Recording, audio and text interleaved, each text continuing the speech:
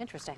Speaking of scams, we're going to help you avoid becoming a victim of one. At the same time, in case you didn't know it, Sunday, this upcoming Sunday, mark your calendars, it's Grandparents' Day. So treat them right.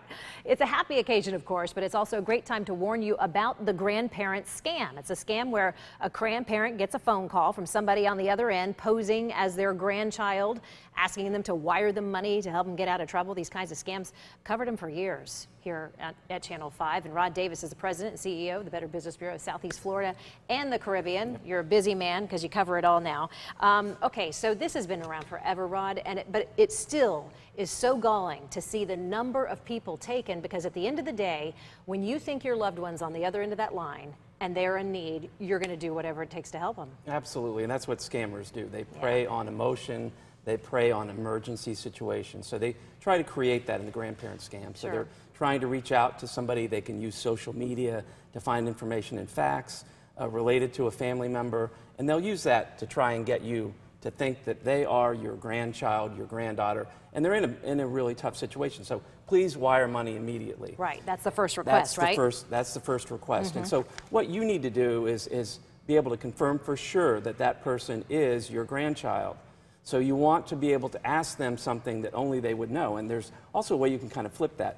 If you know that there is no Aunt Rose in your family, and you say, oh, well, I thought you were at Aunt Rose's this weekend. And the scammer doesn't know that there is no Aunt Rose, you've got it right there. So that's one thing you can do. The other thing that you can do is use something that only that grandchild would know. And that may be something in your home, something that only that person would know for sure. And use that to say, you know, that red carpet that I have in the kitchen, or whatever it might be, and use that as a way to validate that this person really is who they say they are. Throw things at them that they should know or that aren't true, and see if you can get clarity on that. Because it is hard to hear sometimes on the other end of the line. It is. To confirm that it might be your loved one. So, okay, say you've fallen victim, you've become a victim, you've gone ahead and, you know, is there any recourse? Well, there's really not a lot of recourse. If you've wired money, money is gone. Right. But you want to immediately report it to the police. You want to also report it to other agencies like the FTC. You were talking about scams.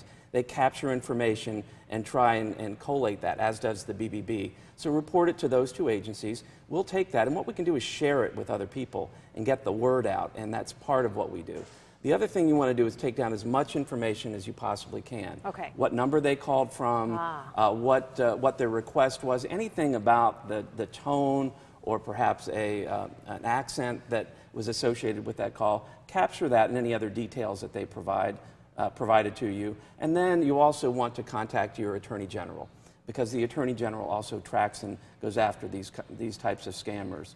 And so go to My Florida Legal, and you can enter it on their website, or you can use the 800 number that we put up to call the AG's office and also report it. It seems to reinvent itself year after year, Rod. It doesn't seem to go away very quickly, because I'm being told we're out of time and we're going to see you at the back end of the show for another great segment. But does it feel like we're making headway on this scam? Have we pinpointed it? Because it doesn't seem like it's in any one particular group either. Because they're dealing with your heart, and because they're dealing with your grandkids, it never goes away. So getting the information out like you're doing today is a key part of it. So thank you for doing that. Well, we appreciate you being here once a month and sharing really important information. You're going to come back, as I mentioned at the end of the show. We'll be talking to you as we age with our parents or grandparents, trying to help them live independently in the same vein, and the topic of grandparents here. And there's some great new things coming out that'll make that easier. That'll be great. We'll share that with our audience coming up in, what, 20 minutes from now. See you then, Rod. Thanks. You. And